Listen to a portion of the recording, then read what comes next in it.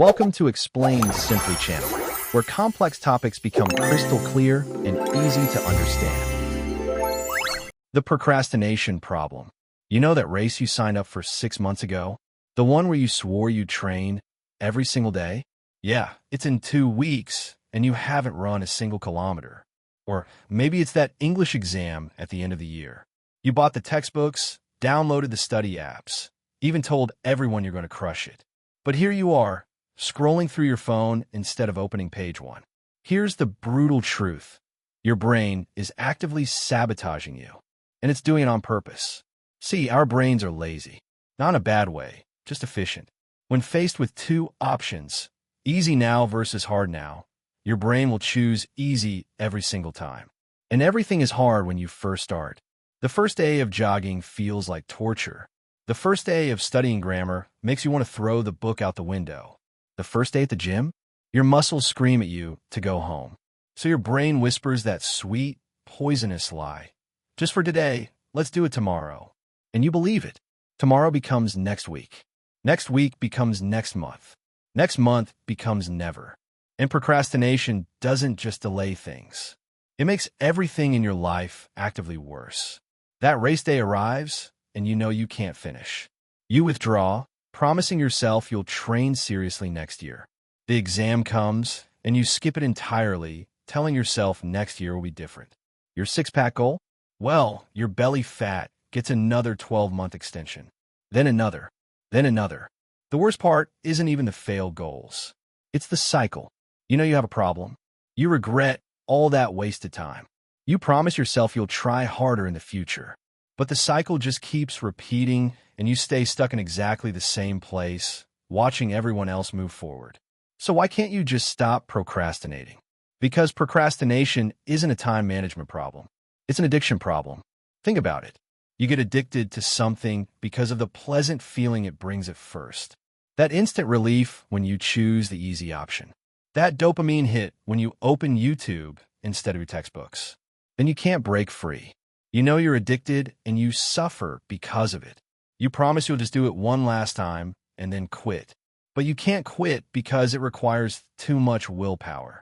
And here's the thing nobody tells you. Willpower is limited. It runs out. You can't willpower your way out of procrastination any more than you can willpower your way out of drug addiction. So what's the solution? We need to stop relying on willpower and start creating an environment where procrastination doesn't even get a chance to appear. Creating the right environment and understanding habits. If you can't rely on willpower alone, you need to create an environment that makes procrastination impossible. This is exactly what rehabilitation centers do for people struggling with addiction. They remove the opportunity to relapse.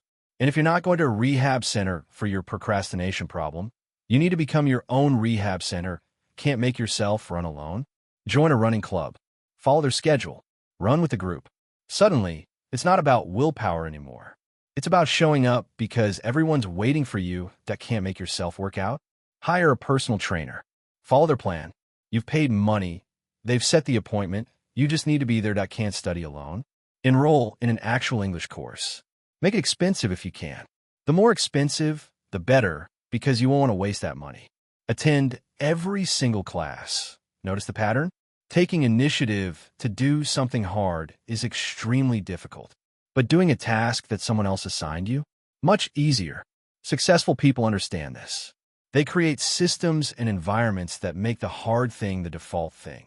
But maybe you don't have money for trainers or expensive courses. Or maybe you want to do the hard thing yourself. You want to build that discipline. In that case, you need to form something called a habit. Habit sounds simple, but it's incredibly difficult to form without persistent determination. Some people wake up, make their bed, brush their teeth, then exercise like it's the most natural thing in the world. Others wake up, skip the exercise, ignore the unmade bed, sometimes even forget to brush their teeth, and also see that as completely normal. Both are habits. Only one is a good habit. Forming a good habit means making a difficult action become automatic. Drinking 2 liters of water every day. Reading 5 pages of a book. Running 5 kilometers. These become so natural that if you don't do them, you feel uncomfortable. Something feels wrong. Every habit has 4 elements. Understanding these 4 elements is the key to building habits that actually stick. First is the cue. Let's say Tone was about to grab his English books to study. Then ping, a message notification. It's a YouTube video about his favorite band. Tone opens it to watch. His entire night disappears. In this case, the message was the cue. It distracted him from his main task and pulled him into something he couldn't escape from. Now let's say Hawk was about to open Netflix to watch the latest season of his favorite show. He glances up at his wall calendar and sees the IELTS test date circled in red. Only 3 months away. Instead of clicking play, Hawk closes Netflix and grabs his textbooks. In this case, the wall calendar was the cue. It redirected him toward the more important task. But here's the important part. A cue is neither good nor bad. It's just an event or object that affects you. Whether the effect is good or bad depends on how you react to it. Second is the routine. The routine is your action when the cue appears. The message was the cue, and opening YouTube for the entire night was Tone's routine. The calendar was the cue, and grabbing the textbooks was Hawk's routine. Habits are formed through routines. If these situations keep happening, Tone will develop a habit of checking messages and watching videos, while Hawk will develop a habit of studying every night. Whether your habit is good or bad is determined by your routine in response to the cue. And this is where you need willpower.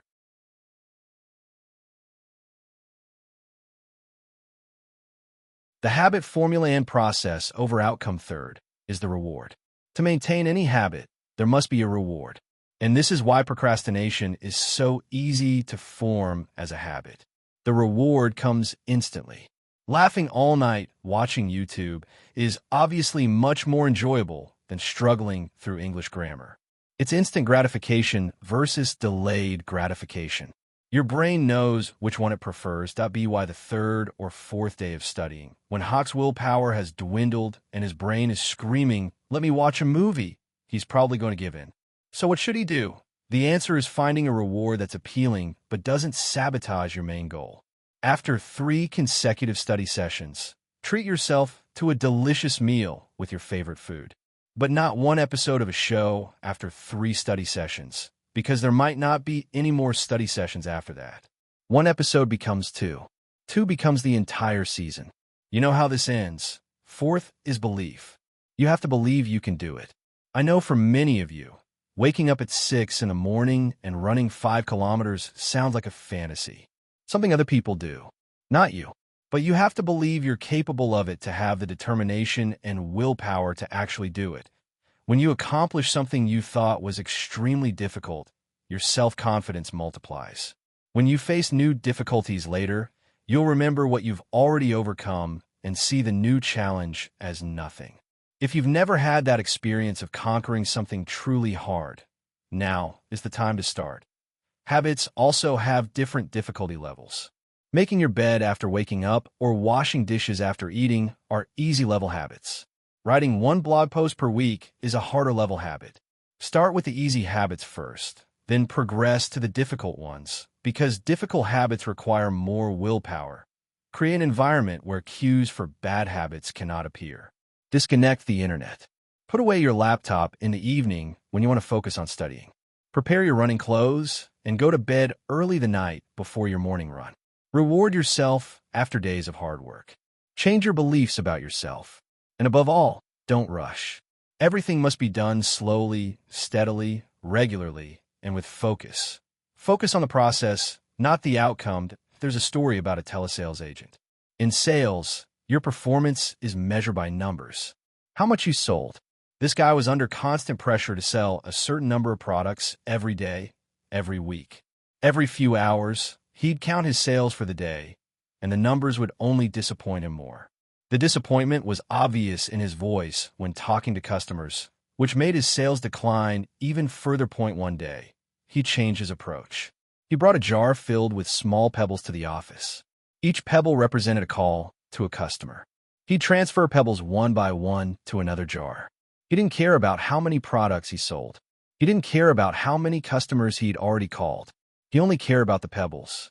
When he picked up a new pebble, he'd immediately forget the previous customers and pour all his heart and passion into the new client. From the day he applied this method, he became completely immersed in his work. He recognized his strengths and weaknesses. He improved his tone of voice, his speaking manner, his sales technique. His sales numbers increased dramatically, and he actually started loving his job. The lesson? Focus on the process, not the outcome. Of course, setting goals is important. But when you're working, concentrate on the work itself, not the result. Instead of thinking today, I will learn 10 new words, think, I will concentrate for 1 hour on learning new words. Instead of thinking today, I will run 10 kilometers, think, I will focus on each step, each breath for 1 hour. The result might be that you only learn 8 words or run just over 8 kilometers. But you'll be completely immersed in what you're doing. You won't feel exhausted from constantly thinking about the outcome. And who knows? The results might even exceed your expectations. Don't break the chain and taking action. Habits are very hard to form, but very easy to lose. One of the most effective ways to maintain a habit is the don't break the chain method, made famous by comedian Jerry Seinfeld. You'll need a calendar, a piece of paper, or a mobile app to record your habit. This is called a habit tracker. Every day you complete the habit, you put a mark on the tracker. Over time, your habit tracker becomes a chain of marks. Your task is simple. Keep this chain going without breaking it for a single day. To not break the chain, you need a specific plan for what you'll do every day. Plan by the month, then break it down by week, then by day. The goal is that at any given moment, you know exactly what you need to do. You won't fall into that dangerous state of, I don't know what to do, and then opening YouTube, Facebook, or Netflix and losing 3 hours. I'm not saying you shouldn't watch Netflix or browse Facebook. You can absolutely plan time for these activities. The difference is that when you're browsing Facebook, you're fully aware that this is something you plan to do. I will browse for 15 minutes, and after that, I will do something else. You're in control of your time and your work instead of mindlessly scrolling and wondering where your day went. But planning must be focused and realistic. You can't accomplish too many things in one day. You can't study English until 1 in the morning and then wake up at 6 to go for a run. That's not sustainable. That's a recipe for burnout. You have to know the priority of each task. Be realistic. Pay attention to your health. Choose the most important things to do and let go of the rest. We are what we repeatedly do. Excellence, then, is not an act but a habit. Well, Durant said that, and it's absolutely true. Procrastination is a bad habit. We need to form good habits to fight procrastination. A habit is formed through the routine, how we react to the cue.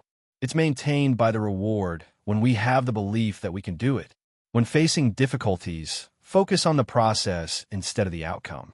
Make a specific plan and try to maintain it to not break the chain. To be successful in life, fighting procrastination and forming good habits play an extremely important role. I'm going to be honest with you. I learned about these concepts over 3 years ago. I knew about habits. I knew about procrastination, but I failed to fight it. The evidence? I procrastinated on finishing projects for years. I haven't formed the good habits I need to advance in my career. My career now isn't much different than it was 3 years ago. Knowing is not enough. You have to take action. If you want to change your life for the better, find a way to form good habits to fight procrastination. Not tomorrow, not next week, not next year, starting today. Thanks for watching. Don't forget to subscribe and hit the bell icon so you don't miss our next video.